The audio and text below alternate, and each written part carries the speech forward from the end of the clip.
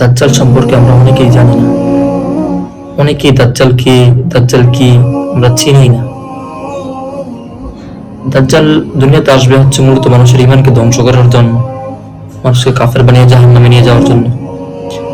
একটা সময় মসজিদের ইমাম সাহেবরা, খতিব সাহেবরা মসজিদের মিম্বারে, ওয়াজের মঞ্চগুলোতে প্রচুর দাজ্জালের আলোচনা হতো। মানুষ দাজ্জাল সম্পর্কে জানতো, মানুষ দাজ্জাল সম্পর্কে অবগত ছিল। কিন্তু এখন কি দাজ্জাল সম্পর্কে কেউ জানে?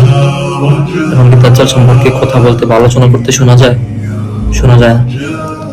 আর ঠিক এই কথাটাই নবী করিম সাল্লাল্লাহু আলাইহি ওয়াসাল্লাম বলছেন যে এমন একটা সময় আসবে যখন মানুষ দাজ্জাল সম্পর্কে জানবে না। জানবে কিভাবে?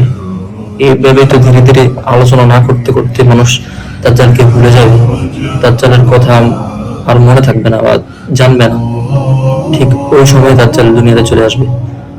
দাজ্জাল দুনিয়াতে আসার পর সে মানুষের কাছে খোদা দাবি করবে, বলবে যে আমি তোমাদের প্রভু, আমি তোমাদের খোদা, আমাকে খোদা মানো। তার এমন বিশেষ কিছু ক্ষমতা থাকবে, অলৌকিক ক্ষমতা, যে ক্ষমতাগুলো সে প্রকাশ করার মাধ্যমে মানুষের কাছে বলবে যে আমি তোমাদের প্রভু, দেখো আমি হিসেব পারি, আমি তোমাদের খোদা। আর তার কথায় মানুষগুলো তার অনুসারী হয়ে যাবে, তাকে খোদা মানা শুরু করবে। কেউ যদি তাকে খোদা না মানে সে তাকে জাহান্নামে নিক্ষেপ করবে, আর যে তাকে খোদা মানবে তাকে সে জান্নাত দিবে। অথচ মূলত দাজ্জাল যেটাকে জান্নাত বলে সেটা হচ্ছে মূলত জাহান্নাম, সে যেটাকে জাহান্নাম বলে সেটা হচ্ছে মূলত জান্নাত।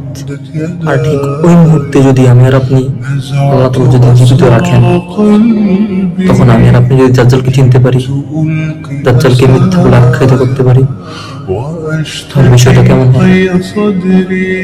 ঠিক এই কথাটাই নবী করিম সাল্লাল্লাহু আলাইহি ওয়াসাল্লাম হাদিসে বলছেন, যে ব্যক্তি জুমার দিন সূরা কাহাফ তেলাওয়াত করবে বা সূরা কাহাফের প্রথম 10 আয়াত তেলাওয়াত করবে, আল্লাহ তাআলা তাকে দাজ্জালের ফিতনা থেকে হেফাজত করবে।